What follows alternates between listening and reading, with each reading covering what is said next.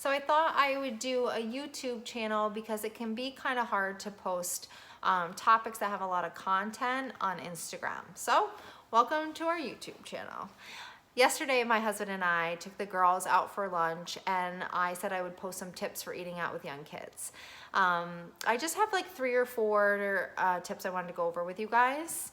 And my first one is going out for lunch. We very rarely will take the girls out for dinner. We have become lunch people. That 5 to 5:30 time for us can be really hellish because our kids go to bed really early, so they're exhausted. So for me, like expecting them to sit down and behave at 5:30 in a public place that they've never been to before is just like wishing for a miracle to happen. Like I won the lottery. So we don't do that very often. If we do it, we go out right at like 5:30 the very latest. So go out for lunch, enjoy your lunch, and then you'll be home for dinner, and your bedtime will be on time, which is really more important to me than nap time being at time. So lunch is our sweet spot. Number 2 is setting expectations. And this, it doesn't just apply to going out to eat. Every time we go somewhere, right before we get out of the car, we tell the girls like what we expect from them behavior wise. And well, Essie's still really young and doesn't fully understand that. Piper does understand, and it's a good tool and a healthy habit. So it goes something like, we're gonna go in, we're gonna have lunch, we expect you to behave, we want you to listen to mommy and daddy, no yelling or screaming, but let's have a great time. Listen, those aren't magic words where like, poof, your kids are gonna magically behave now, like if only. But I think it's a good tool.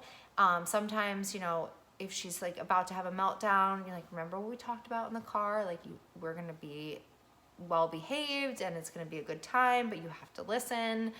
And then if it does go south, after she calms down, we always reset expectations. Like I said, this is not just for going out to eat. We do this before family parties and anywhere. Basically, if we go to the mall, like I have to tell and teach her how to behave. So the other part of that is setting expectations for yourself, basically being realistic, right? Like for me, I have a 2-year-old and a 1-year-old who I'm taking to a public place and who I'm asking to wait patiently for their meal. So I'm very realistic with myself. Like yesterday we went to lunch at 1 o'clock, a little after 1. Usually they're down for their naps by then. So I was just like praying that it went well. And it was great, but like it easily could have gone the other way. So I just really just try to be realistic with myself. And then going prepared. So that is, besides your typical diaper bag essentials, for me, I bring their fork and spoons with me because typically restaurants don't have little forks and spoons for them. My own bibs, and I bring their sippy cups. I also will bring either like their favorite toy or a toy that they haven't played with in a while because it might suddenly be interesting again. I also always have, I think they're called pack and plays. They're like these little Ziploc sleeves that have like a little coloring book, some crayons and stickers. So I usually have that with me also. Things like little pads and pens. We also have brought like their play little phones, just little toys.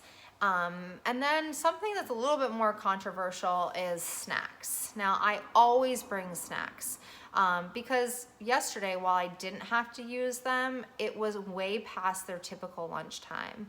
And I personally don't think it's fair to like sit them down and expect them to behave when they're starving and now they have to wait for their meals to come out. So if I had to pull them out, like whatever, I use them. I do think that as a society, sometimes we like throw food at our kids to behave. Like I'm totally guilty of it. I do it for church. I'm trying to be better about it, but if it's something that I think you have to have it, and I think that you can easily not use it being creative. Like yesterday, Piper was looking at pictures on the wall, so we were talking about them, and like, you know, there's ways around it, but bring it. Like, better safe than sorry. And that's puffs. I brought a banana yesterday, little yogurt melts, cut up fruit, like whatever it is. And then, sorry, I got a little pop up there. My fourth tip is sometimes I've noticed, you know, people will sit down and they'll get the kids menu and they'll pick out the kids meals and order it right away before they even look at the menu for themselves. And I say don't do that, because then they're gonna bring that meal over like 5 seconds later, and by the time you get your meal, your kids are gonna be done.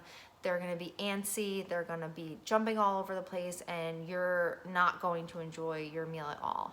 And listen, if you're going out, if you're gonna risk bringing your kids out for dinner or lunch, you should enjoy it too. So I think, you know, ordering everybody's meal at the same time, if possible, I think it's just better that way. Everybody's enjoying, you're eating at the same time, and that's just worked for us. So other than that, honestly, those aren't mind-blowing tips. I think the most beneficial things are going out for lunch and setting expectations. A nice glass of wine doesn't help. Like, listen, you've earned it. Like, you're actually attempting to eat out, which is a feat in itself. So enjoy the glass of wine, enjoy your kids, spend the time talking to them. We had a great time yesterday. We had 2 people come up and tell us like how well behaved our kids were. Listen, it could have easily gone the other way, but it was a great day. We made the most of it, and it's doable, right? Like, you know, maybe your kids go to bed later than mine and dinner is fine.